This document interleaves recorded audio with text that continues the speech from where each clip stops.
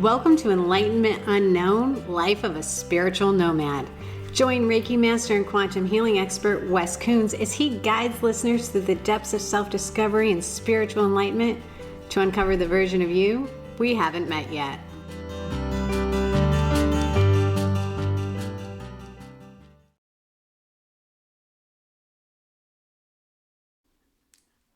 Hello and welcome back to Enlightenment Unknown, Life of a Spiritual Nomad, where we are getting ready to embark on Season 2, Episode 2, Double Deuce. Double Deuce. Double Deuce. Hey, Season 2 is really turning out to be great. We got tons of new listeners. We just recorded Margaret. She's going to be on the show later. And by the way, if you want to do an Egypt trip, and go to Egypt with one of the most gifted healers you're ever going to meet. I believe that's happening in October. I don't have the dates, but you reach out to us and we'll connect you with Margaret, and it will be fantastic. Yeah, she's amazing. I was hanging on every word, so you guys are really going to enjoy that episode. Yeah, it's going to be fun.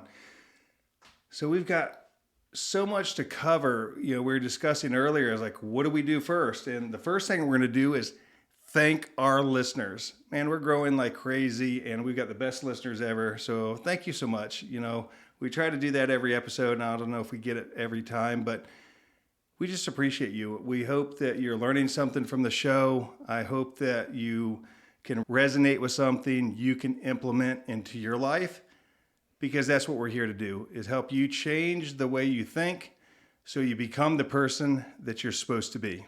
So what are we doing today? I believe you mentioned something about a vision quest, Wes. Yes, a vision quest.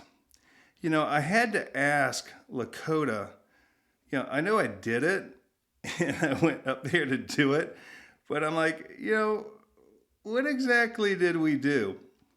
So she texted me so I can read it to you. She said, your vision quest is a ceremony to reconnect you to your life's vision, your obligations that you've made upon entry into this world, and how to be of service to yourself and of mankind. I'm like, you know, I like that. I could not have worded it this well. And she said it's a personal time to visit God. So what's the name of that show on TV? It's not Yukon. What is that called? I know everybody's like, oh, I know what it is. Or the people are living on the horse ranch or whatever. Yellowstone. That's it. Wow, you didn't even give me much time to answer that. Thanks. Well, because you watched like one episode, you wouldn't know. So if you've watched Yellowstone, when they take the guy all the way out and he's sitting under a tree and they were prayer ties that were wrapped around him. It was a string with all these little colorful cloth things. That was a vision quest. And if you watch the show, you know, he's out there, he's fasting. He doesn't have really anything to keep him warm. And then these visions come in and show him things. That's what I went to the mountain to do. So to do a vision quest, you have to have somebody be there with you. So Ty, of course, went. Ty's always a trooper. We go there, and one of the things that happened, I guess we got there, I don't know, maybe about 3:30, and 3:30, 4 o'clock. So we didn't have much time before it was getting dark. And so Lakota made me leave made me leave my firearm back in the truck. She's like, you can't take a weapon up there. I'm like, what the fuck? I said, you know, we're in the middle of the woods, up on top of a mountain, and you know, there's wild bear there's all kinds of stuff. So I did what I was told. She said, you're going to be divinely protected. I'm like, okay, you know, let's fucking hold your hat on that one, man. You know how protected I've been so far. So she said, I'm like, well, what do I bring? She's like, oh my gosh. And you bring a tarp. I'm like, okay. And she said, you know, bring things to make prayer ties. So if you don't know what a prayer tie is, that is probably a 1.5 to 2 inch square piece of cloth. You'll have some tobacco and you'll have string. And what you do is you put some tobacco into the cloth, fold it up, and tie it on the string. So in the Native American culture, tobacco is important, it's valuable, it's sacred. So as you do that, you take a moment to spend time with yourself and put your prayers into that tie, whatever your prayer is. You know, our words are powerful. Our prayers are powerful. And I got to experience how powerful that is this weekend. So I had my prayer tie stuff and, you know, I had a little book bag. Well, I didn't tell her I brought one of those tents that you hang from tree to tree, right? So we go up there and we're climbing up the side of this mountain. And it's like the side of the mountain where you're grabbing trees to pull yourself up. So Lakota's going up the mountain like there's nothing, not making a noise. Ty's a city boy. He's falling all over the place, making more fucking noise than you know what to do with yourself. And I'm probably not that far off as bad. And we get up the side of this mountain. She says, now, when you get up here, don't go that way very far because you're going to fall off a cliff. I'm like, oh, so nothing to worry about. Yeah. So you don't go far if you have to potty in the middle of the night, right? So we're going, and we get almost up to the top where it's flat. And there's this big rotten tree stump there. And she says, oh my goodness, this is the spot. I was like, oh, this is the spot right here? She said, yeah. I said, you know, if we go like 10 more feet, it's flat. She said, yeah, but this is a spot. I'm like, and 10 more feet, it's flat. She said, no, this is the spot. This is where you're going to be for 3 days. I'm like, are you fucking kidding me? We're going to be sitting on the side of a mountain and 10 more feet, it's flat. But I'm like, okay, no problem. We will do what you tell me to do. And so you should have, you're supposed to have a sacred fire, right, Andrea? So my sacred fire was one of those freaking 7-day fucking candles. What? Yeah. So you're in the middle of the woods and you got a fucking 7-day candle. So I brought 3. And so, you know, you're in the middle. She's like, well, there's a no burn zone going right now. You can't have, there's no fire zone. I'm like, great. We're in this sacred thing and I'm going to be holding a match for 3 fucking days. So I'm like, all right, no problem. And so we're sitting there and I don't understand what she does. You know, we recognize the 4 directions. She sang some songs. Some of the songs I recognize, you kind of sing along with a little bit. And she said, now when you're here and the sacred circle is created, you do not leave the sacred circle. I'm like, okay. So if anybody knows me, you're like, that motherfucker, he's going to be pressing the button. So I'm like, so what happens if you leave the sacred circle? She's like, it will be bad. I'm like, okay, I'm not going to press that button. She goes, even if you see a naked woman, don't leave the sacred circle. I'm like, you know how often you see a naked woman in the middle of the wilderness. I'm like, that there is a trap no matter how you cut it. I said, okay, I won't leave. And the whole thing is you're supposed to stay awake, you know, as best you can the entire time. You know, it's fasting or semi-fasting. And so it was getting dark quick.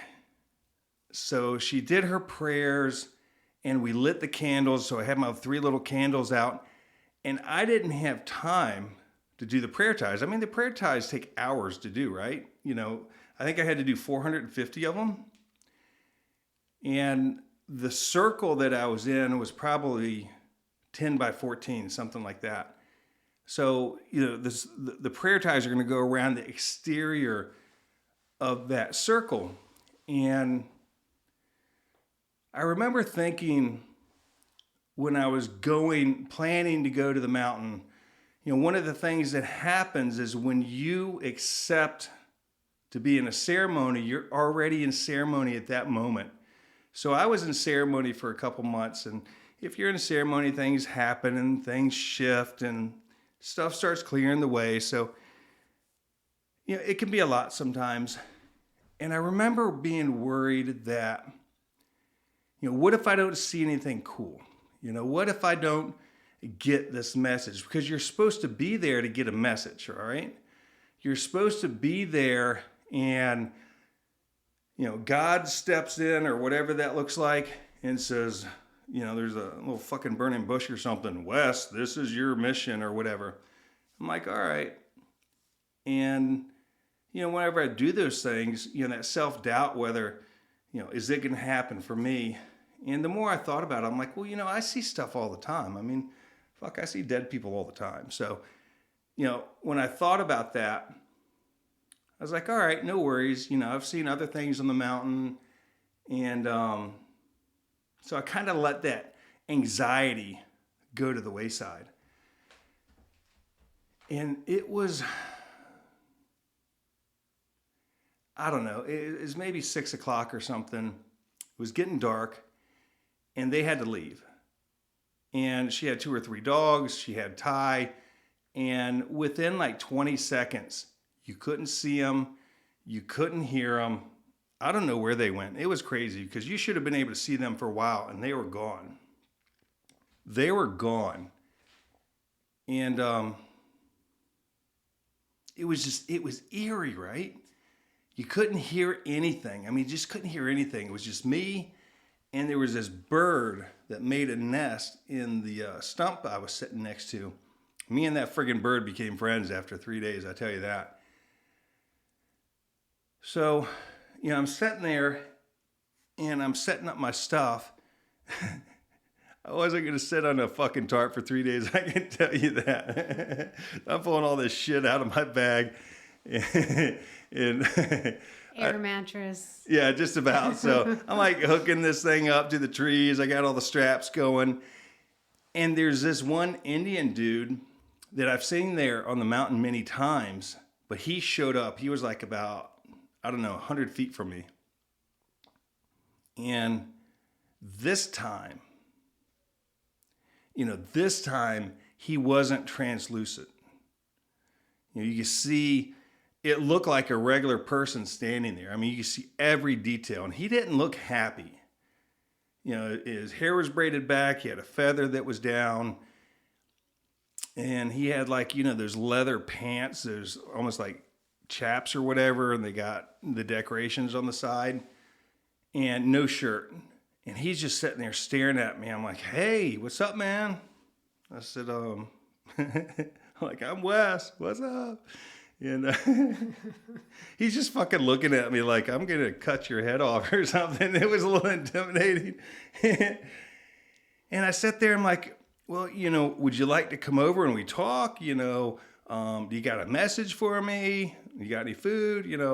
And so he just sat there and I'm like, finally, I'm like, bro, I got shit to do. So if you want to fucking hang out, hang out. If not, I don't know. So I'm doing my stuff, and literally like 40 minutes later, he finally disappeared. It was bizarre. He was there a long time.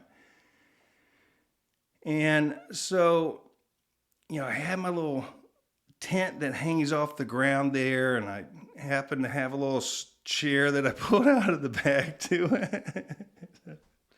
And, I felt like 2 days went by, and it was an hour and 10 minutes. I'm like, man, this is going to be a long 3 days. So it gets dark.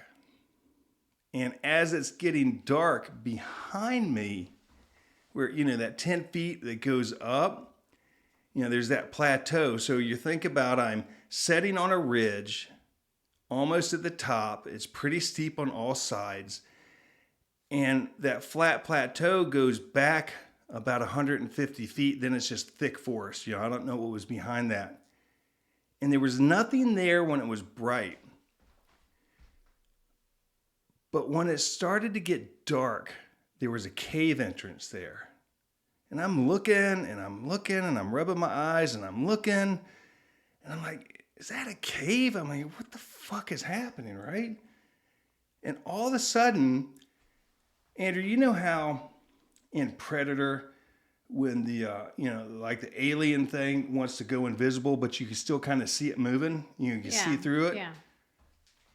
no exaggeration.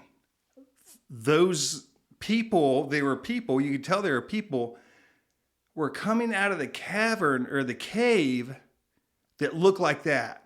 And they're like high stepping it down the mountain. I'm talking like 16, 18, 20 of them, one at a time. Like they're going somewhere. And you remember old,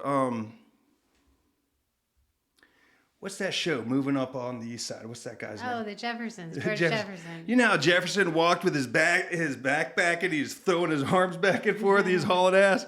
Half of them walk like that. I'm like, get it, George Jefferson. But they were going somewhere, and then all of a sudden there's this thing that was standing there, and it was big. I mean, no neck. It's like its shoulders were crumped up to its ears, sitting there staring at me. I'm like, oh man. I mean, I was a little intimidated because whatever it was big. It was translucent a little bit, but you could just tell it was fucking pissed. And it's staring at me and staring at me. And I'm like, I'm not leaving the sacred circle. And I had to pee so bad. I was scared to go out the circle. Where did you pee? I peed over the line. Oh, okay. I'm like, I ain't leaving the circle. But there was no prayer ties that, signified the edge of the circle, right? So I had my 3 little candles lit, and I mean, it's pitch black. And all of a sudden, something's getting killed. I don't know if it was a baby deer or whatever it was, but whatever was killing it was taking its time. It was horrible. It was brutal. This thing screaming at the top of his lungs, and it lasted for hours. And I'm like, man, are you fucking kidding me? And I mean, I remember at one point I just screamed. I'm like, would you just fucking kill it? And it was just blood curdling to hear. And so all of a sudden, there's these fireflies, the little light up fireflies. And I'm looking at them, and if you got fireflies, they're just in different places and stuff like that. And the fireflies were, they kind of like bunched up with each other, and all of a sudden they're coming towards all 3 candles. There's like 3 big piles of them, and they're like throwing themselves in front of each other. It's really bizarre. And then they start attacking the candles, trying to put the lights out. And I'm like, oh, hell no. I am not going to be out here in the dark. So I'm like shooing these things away. The candles are being knocked over all freaking night long. There's no reason why they're knocked over. They're just knocked over. It wasn't breezy. And I don't know. It's probably like 9 or 9:30. So, I'm thinking, okay. She said, don't leave the circle. Got that. Stay up as long as you can. Okay. And some things are going to come to you and give you messages. She said, the bear, Andrea, is going to come give you a message. And I'm like, well, wait a minute. A bear or a bear? She's like, a bear. I said, well, is that bear a real bear, or is that bear like a spiritual bear? She said, it's a real bear. I said, so a bear that you can fucking touch, that can eat me, or one that you can see but can't touch and eat me? She's like, it won't eat you. I'm like, well, which is it? She's like, it's a real bear. I was like, but real bear in spiritual world? We're having this argument. These are important clarifications throughout your life. I find that, I'm like, you saw someone, was it a real person? Mm-hmm. Yeah, he's dead. So you've got to clarify stuff with Lakota. Just saying, because I wanted to know. And she said, Wes, a living bear is going to come to you while you're up there, and don't leave the circle. I'm like, all right. So I'm sitting there thinking about all the rules, and I'm like, you know what? Fuck that. I'm going to bed, and if you fuckers need to wake me up for me to get a message, set the alarm or something. So I crawl my thing, I go to sleep. And it's like 2 or 3 o'clock in the morning. I woke up, and it was like the entire forest stopped. There wasn't a sound anywhere. The candles were still burning, but you couldn't see but maybe 2 feet with the candles. But something was there. And I remember getting out of my little tent thing and, kind of sitting in my chair, and I'm looking around, and, I had experienced the dragons before on the mountain, and I could feel the energy of the dragon. Like if something that is 40 foot tall is flying above you, you're going to feel that, you're going to feel that energy. And this thing was flying down right above my head. And I thought it was interesting because nothing was making noise when this was going on. No crickets, no bugs, no nothing. And I'm like, all right, there's that. And Andrea, I think maybe 45 minutes goes by, and I must have dozed off. And when I woke up, there's these big ass green eyes looking at me. And I'm like, I was like, that can't be eyeballs. So I'm like turning the flashlight on because I had a flashlight. There's nothing there. I turn it off, you see them. Turn it on, there's nothing there. So I'm looking, I'm like, that has got to be 2 branches from the tree that's reflecting off of the candles. So I'm trying to justify this, and they're shaped like big eyeballs, they're shaped like dragon eyeballs. And she had said, if the dragon comes to you, you get 1 question. Just 1. So I'm like, okay. I'm sitting here in my mind. I'm like, I'm going to come up. I'm going to come up with the coolest question there is. And I'm thinking about it. I've been thinking about it. And I'm like waiting for the dragon to come. And, I'm trying to come up with something that, like Bruce Lee's going to ask some fucking cool question or something, right? And right when I said it, all I said is, what's my purpose here? I'm like, oh, I shot my fucking chance. And he says, you're here to be a great healer. I'm like, all right, this is a little uneventful. I'm just saying, I'm expecting to have earth-shattering shit. And that's what he said. And then, so think about being in a room with somebody and they're just staring at you.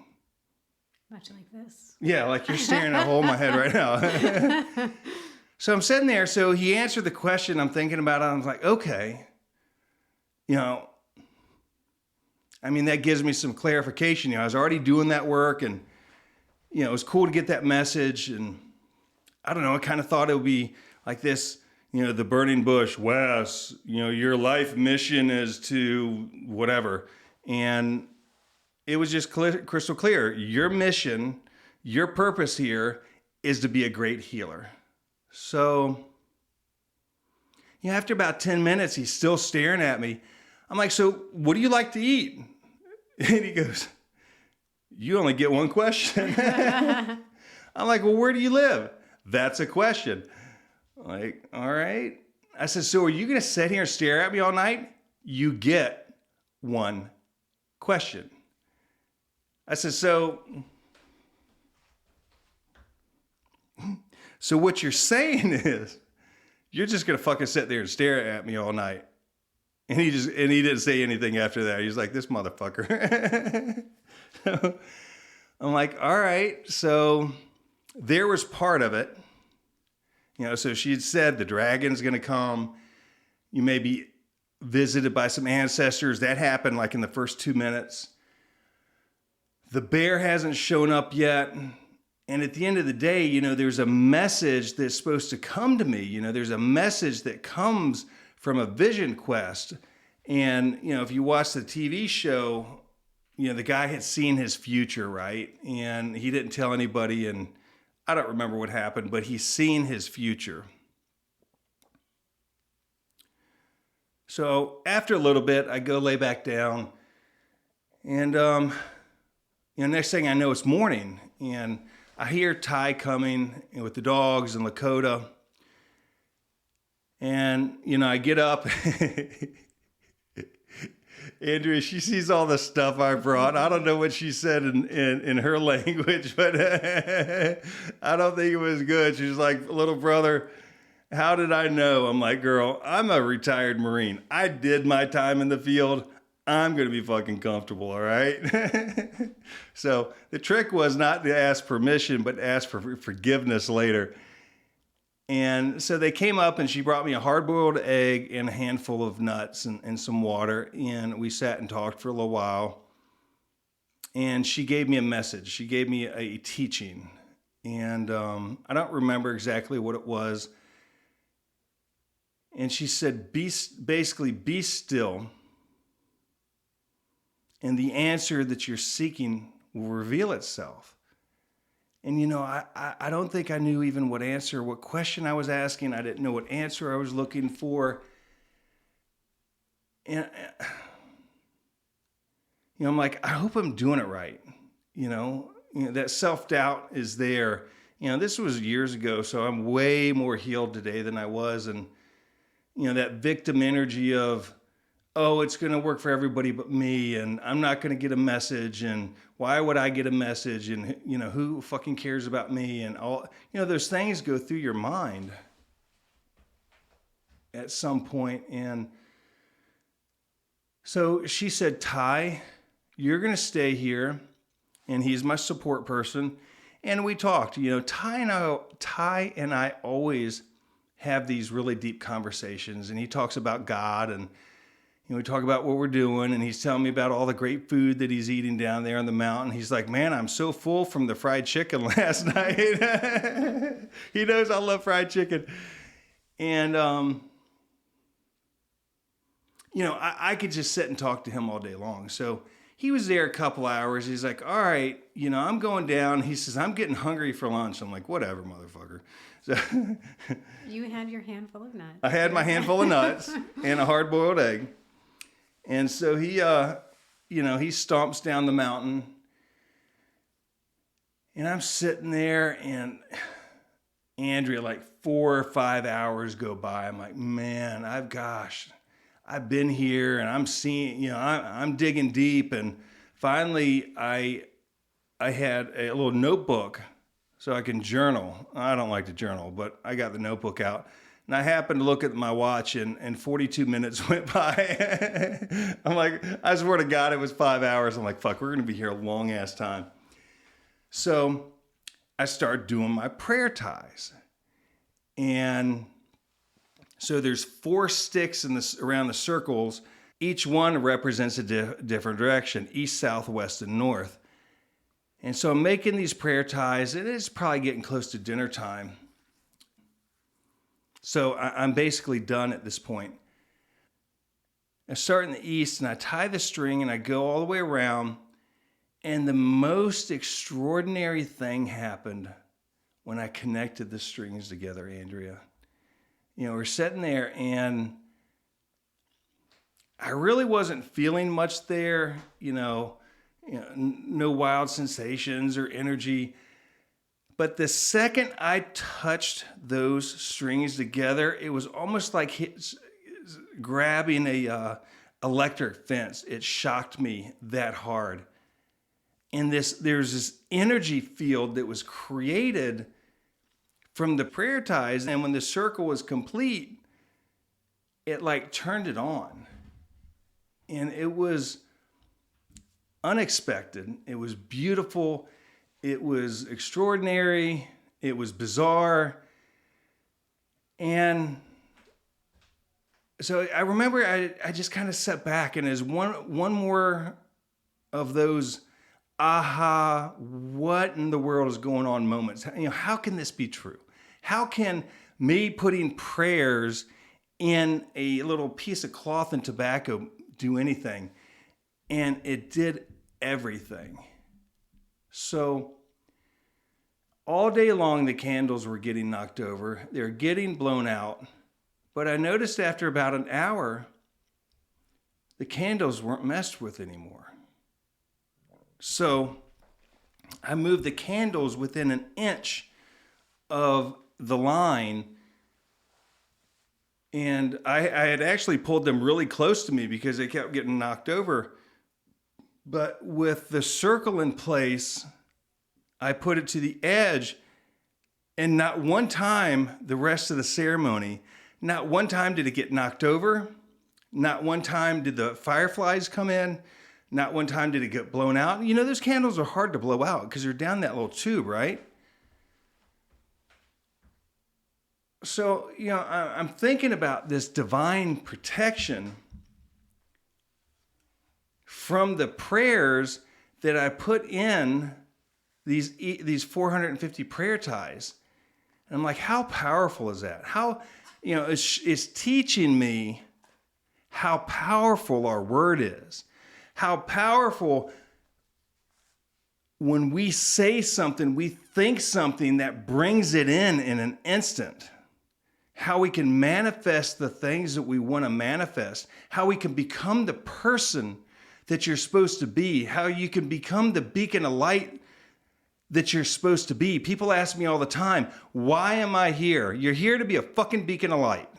That's why you're here. You're here to heal generational curses and create generational blessings. That's why we're here. We're here to look at life differently, like how life happens for me and not to me, and how I cannot be a victim even in the most difficult of circumstances, because there's a lesson to be learned there. And if you learn the lessons and look for the lessons and look for the beauty and the pain, it changes things. It takes you from being weak and from being broken and from being thrown away and from feeling fucking lost and wanting to fucking end your fucking miserable existence. And it takes those things away because you think differently. Because you step into your power. Because the person left you because they were supposed to leave you. That they were there for a season, and that season is over, and you've stayed past the expiration date of your relationship. Does that make sense? They didn't abandon you. What happened is they honored you. They loved you. They loved you so much that they honored the contract, your soul contract that they had with you when you guys came into this planet, and they left so you could heal and take the broken pieces on the floor and put that back together the way it's supposed to be, because it wasn't the right way the first time. And if you paid attention to the red flags that that person brought in, and had you loved yourself and respected yourself, you would have made a different choice earlier, but you didn't. Trust me, I've done it a lot of times. But when you start to see it that way, and you start to see the red flags as people are coming in new in your life, and you shift gears and say, I'm not doing that again. The universe brings you different people. You raise your vibration. You change your frequency. So as I'm sitting there by myself, riddled in pain, sit on the side of a mountain for 3 days, it hurts. And I had back pain anyways. And so I'm looking at these magical gifts that are in front of me that I don't understand. I'm doing healing work at some level already, but everything turned on for me so fast. I didn't have 15, 20 years of experience of, oh my gosh, I've experienced this and that, and so many of my friends have. I don't. At this point, I've got like 4.5, 5 years. And so, I'm operating in a realm I don't understand. I'm operating in blind faith, asking for a healing that I don't comprehend, but I knew there was going to be something for me. I knew there were so many aspects of Wes that was broken, that was disconnected, that was a lie. I didn't know who I was. And no fucking clue. All I knew is I wanted something different. And when I took my Reiki courses and Trinae said, you can take a Reiki class, you can get master certified, or you can learn to live a Reiki blessed life. I didn't know what the fuck that was, but I knew where I was in my life, and I was miserable, I was broken, I was lost, I was sick, I was tired, I hated myself, I hated my life, I fucking hated it. I had nothing even though I had everything. And I was sitting there when I heard that message, I was like 3 months out of the haunted house, if that. I think that was January, and we sold the house. The house got fixed end of September, October, so a couple months. I didn't understand what she was saying, but I wanted it. I wanted to be happy. I wanted this fucking thing that I heard people talk about saying, I love myself. If I heard that one more time, I'm like, dude, I'm going to break your fucking ribs. I am tired of hearing about that shit because it wasn't real. And the reality is, it is real. The reality is you can get to that point. The reality is I was believing a lie, but I didn't know how to find the truth. The lie is healing takes forever. Healing takes years. Healing takes this. It doesn't. It takes a moment in time. If you learn the basic principles that go with that. The basic principles are everything is a direct reflection of my life. I brought those people in. I brought that energy in. I am responsible. And when I look inside of myself, when somebody's angry in front of me, I look inside of myself for that anger. I identify it. I speak to it. I ask God to take it away. I'm working on that. And I move forward and I claim my responsibility for my actions. It changes things. When I look for the lesson and the beauty and the pain, it changes things.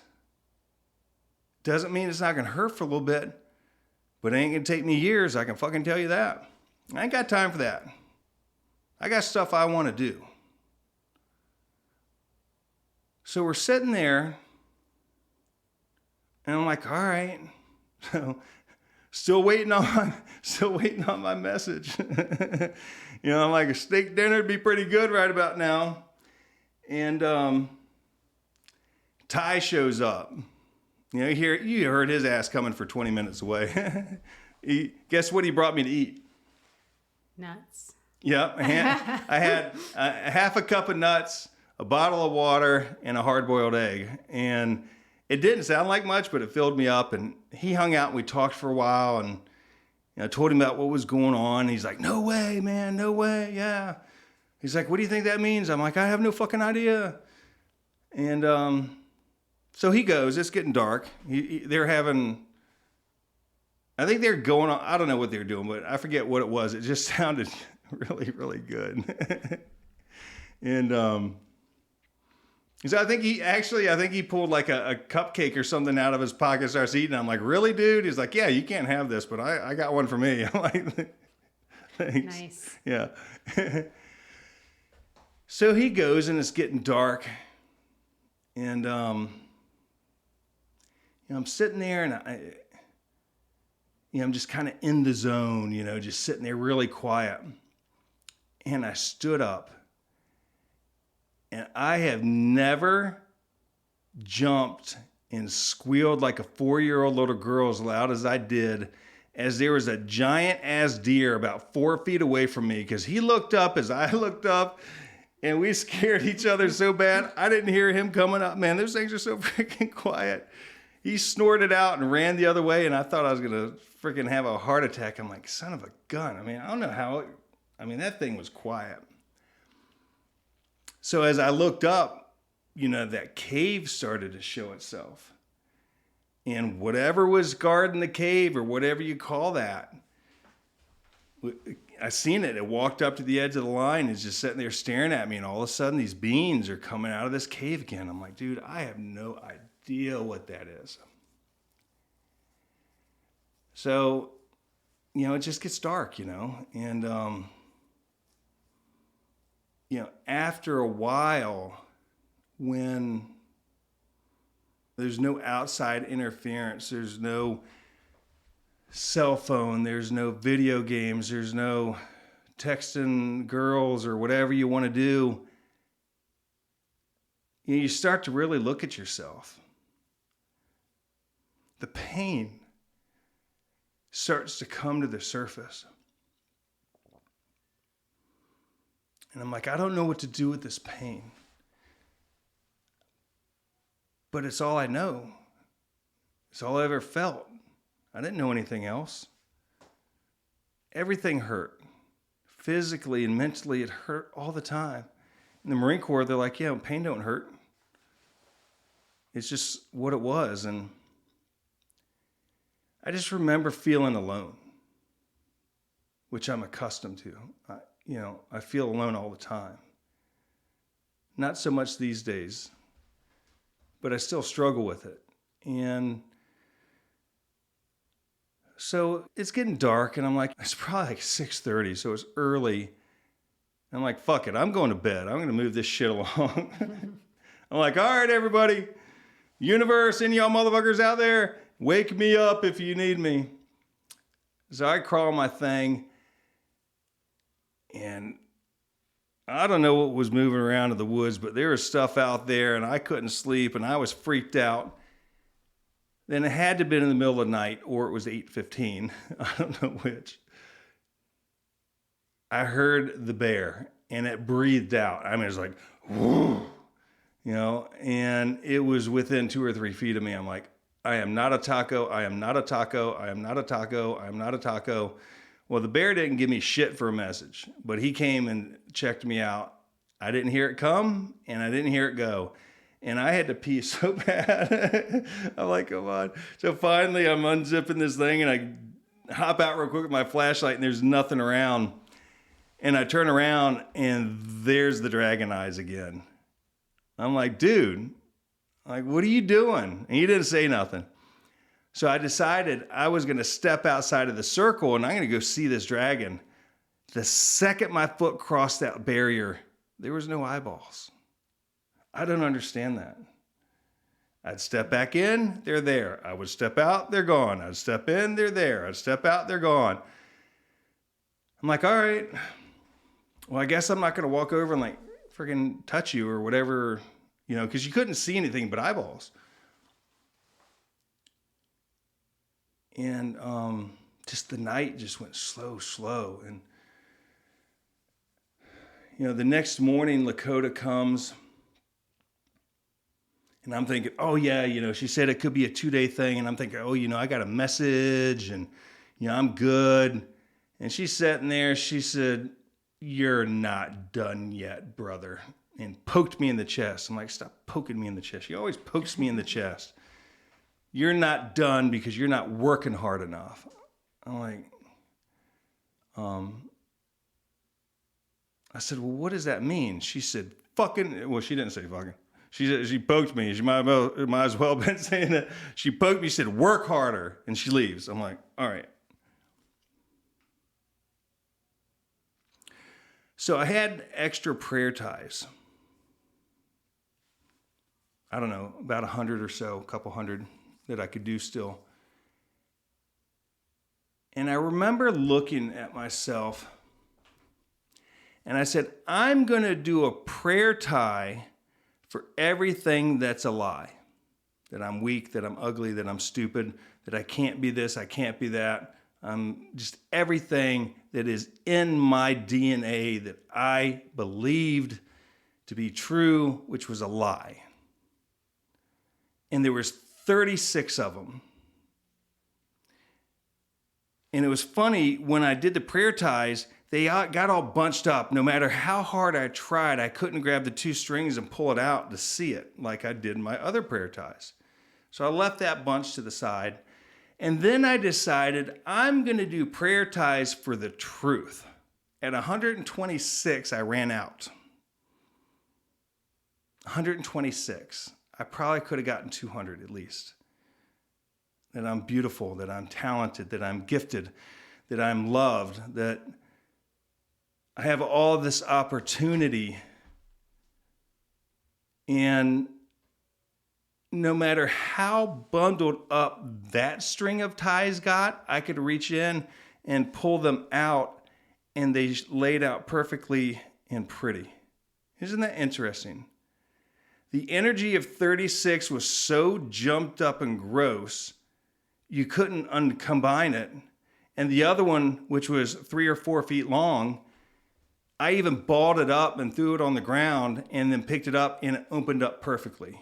How's that possible? Except for our prayers are powerful.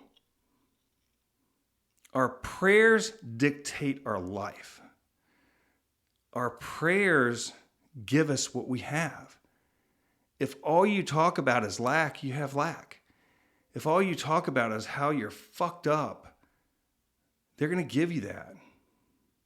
These days, I catch myself thinking, it's funny, it's weird still, I'll catch myself saying, I love you to myself.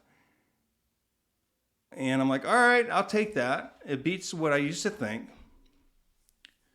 So the night goes by, the dragon's there, nothing else much really happens.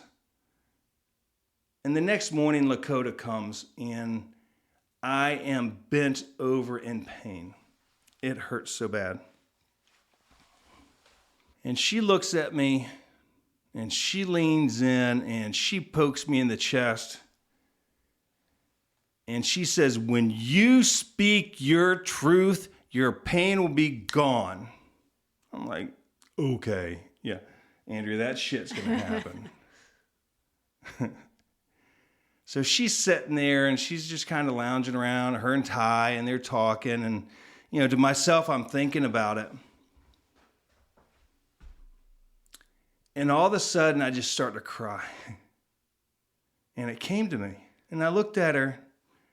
I said, Lakota, I give up on myself all the time, every day. And the second I said, I give up on myself, is like somebody peeled the skin off of my back. Why you guys can't make it softer, but it's like they peeled the skin off my back, and instantly that gut-wrenching back pain, cramping legs, cramping feet, cramping shoulders, cramping neck and hands was gone. And she looked at me and she says something in Lakota, you speak your truth. Now you're done. And it was interesting because as she came up with the dogs, 2 or 3 of the dogs were like, do, they're just knocking stuff over. But one of the dogs would not come into the little camp. She was a healer dog. Like my Abigail and my Kennedy and my Sugar were. They can see energy. They can see things. Abby sees demons, boy. You don't want to come across a demon on somebody. That dog, I'm like, you can't bite that person. She's crazy. But you can see the dog looking around the circle and looking up and looking at an energy field that you and I would not be able to see, but you could feel it. And the dog would not come in. And as I reached over and untied the prayer ties, because the ceremony's over, the dog instantly jumps up and runs into the camp. It was trippy. It was bizarre. That's interesting, yeah. Yeah. So I started focusing on where I give up on myself. The things that I say, the things that I do, the people that I hang around, the women that I date that I know is not good for me.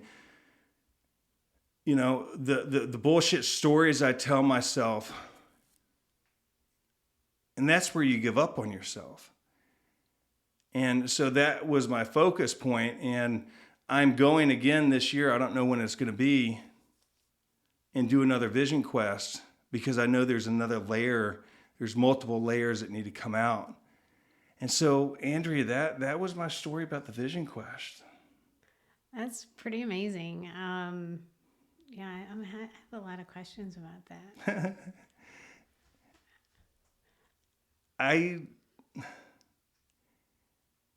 It was a lot of, I can promise you, there's a lot of alone time, but that's the point. And, you know, if you want to start changing your life, you can't hear God's word with the radio on. You can't hear God's word with your cell phone on. You can't hear God's word texting a guy or texting a girl or whatever the fuck you're doing. You don't hear God's word unless you get quiet. You don't hear God talk to you unless you're quiet. You can't be quiet if you have those things. And you quiet your mind and you go within, the universe, God, whatever you want to call it, shows itself to you. There's opportunity and love and blessings and growth in that. And you're sitting on the ground for 3 days and Mother Earth is healing your body. Your vibration is increasing as you breathe. My favorite thing to say is every step I take raises my vibration. Every breath I take heals my body. Jesus flows through me at a high level. Together, we heal the world. What are you thinking? What are your thoughts? And I can appreciate if you don't have a relationship with Jesus. I didn't for a long time. I was pissed off at that motherfucker. I say it, and he knows it too. We've had detailed conversations. You listen to the show, you know why. But at the end of the day, he loved me anyways. He loved me until I learned how to love myself, just like my friend Justin did for me. Justin, you know I love your ass, man.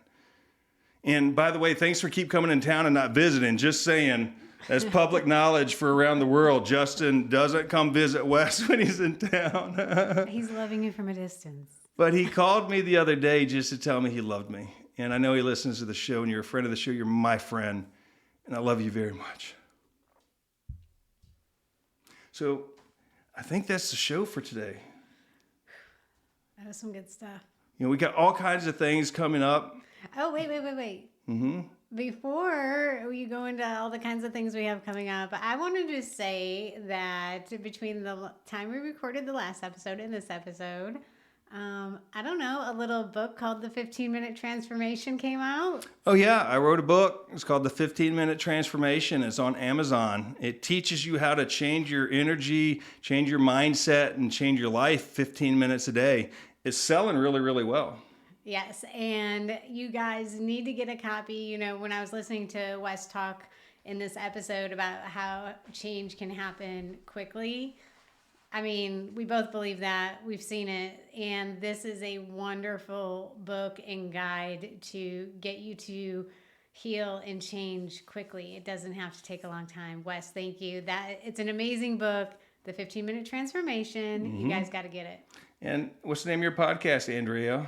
How Good It Can Get. How Good It Can Get. Yes. She talks about manifesting and all kinds of cool things in that podcast. And it's in 10 countries too, isn't it? Yes. And my next episode has a very special guest on it. So, nice. Yeah.